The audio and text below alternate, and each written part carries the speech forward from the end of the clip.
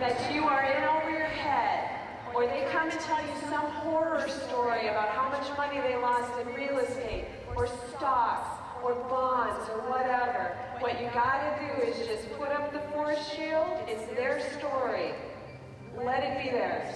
And in fact, it is the mindset of the victim that is more likely to cause you to lose in any investment that you could possibly choose. Okay? So what I'm going to do today is we are changing that.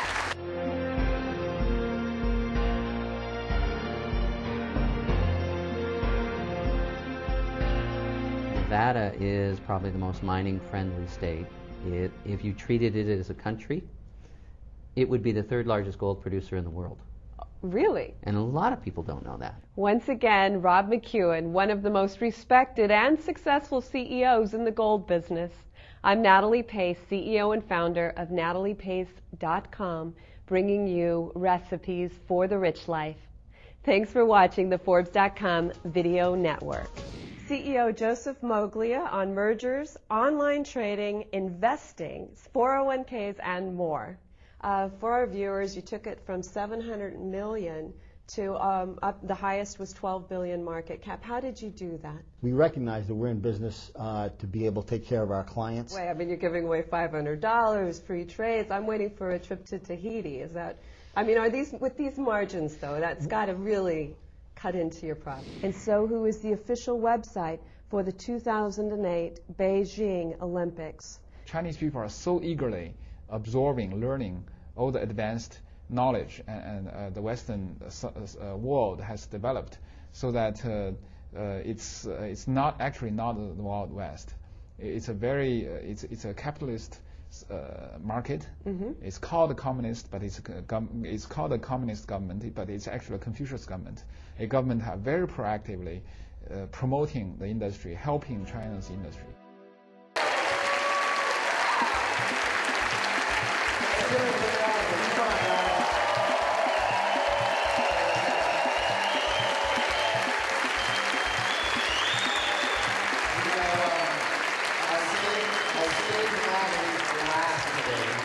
For a reason, and the reason was that she's so good at what she does, yes? Yes. I didn't think there'd be, I knew how many people we had here, I knew the timing would run too close to 11 o'clock. I said, I don't know too many trainers that could hold the audience at that time of night, except for Natalie, so great job, yes?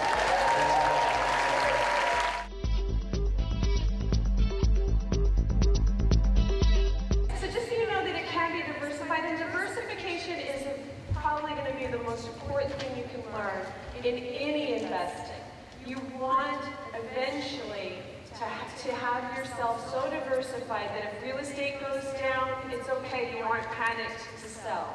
The stock goes down, and basically that's what you're going to be doing as your wealth expands, is that you're going to be buying low and selling. Buy low, sell high. So whenever you get something running up and making a lot of money, you're going to sell it. And you're going to be looking at some of the things that are low. And if they're values and they're awesome, you're going to be putting money in because you want to keep riding that wave of buy low. Works every time. Real estate, on average, is 6.7% over that period, 37 years. So real estate has booms and it has pullbacks. Booms and it has pullbacks as well. You know what? It's where you live. It's your community. It's the people that are going to surround your children. That's what's going to be the most important thing. It's where your soul is going to shine or shiver. So make sure that you're making choices on your home that you love. And then from there, buy low, sell high. Okay, so you are going to want to diversify.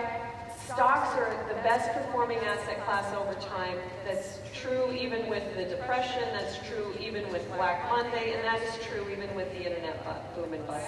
Now this is an important formula for you. A lot of people say, well, how much money should I have invested in stocks? How much money should I have invested in real estate? The truth is, you do want to own your own home, you do want to have money invested in stocks, you do want to have money invested in bonds, and you don't have to be a rocket scientist to figure it out. Here's a simple starting point.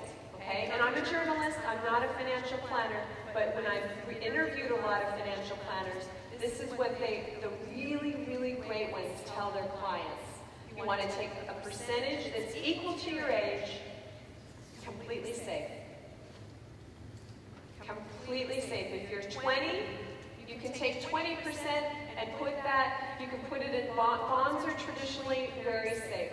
Right now, keep it easy. If you haven't figured out bonds yet, do the money markets. Do treasury bills.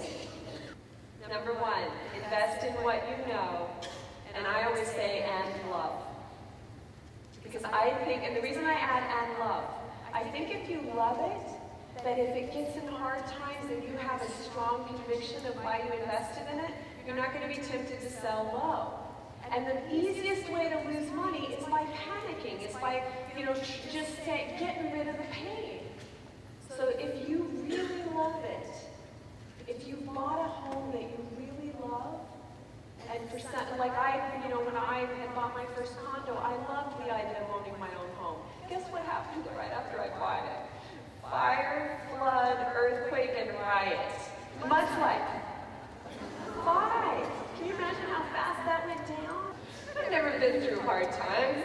But what I'm telling you is that I loved owning my own home so much. I knew the tax write-off was great. I knew we were in a great neighborhood. I knew my son was in a great school. Our mortgage prices didn't go up. And I knew the markets would come back. So I wasn't worried about it. My ex-husband was, because he didn't love it as much as I did. He loves cash. So know what you love. Invest in what you know and love. Pick the leader in the sector and then buy low, sell high. So what I want you to do now is pick a partner. And you come up with a few reasons why you're right, that the one company or one thing that you just wrote down is going to be the leader in the sector. Hot tips are usually somebody else trying to make money off of you. And there's a top 9 investing mistakes handout that you should have. It's also on my website under the Investor EDU section. And again, the most important first step is to switch your thinking about money. So when you tithe to yourself every month, don't tithe to your retirement plan. Tithe to your freedom plan. Right now, you should be having fun. Right now, you should be increasing your assets. Not when you retire. Right now.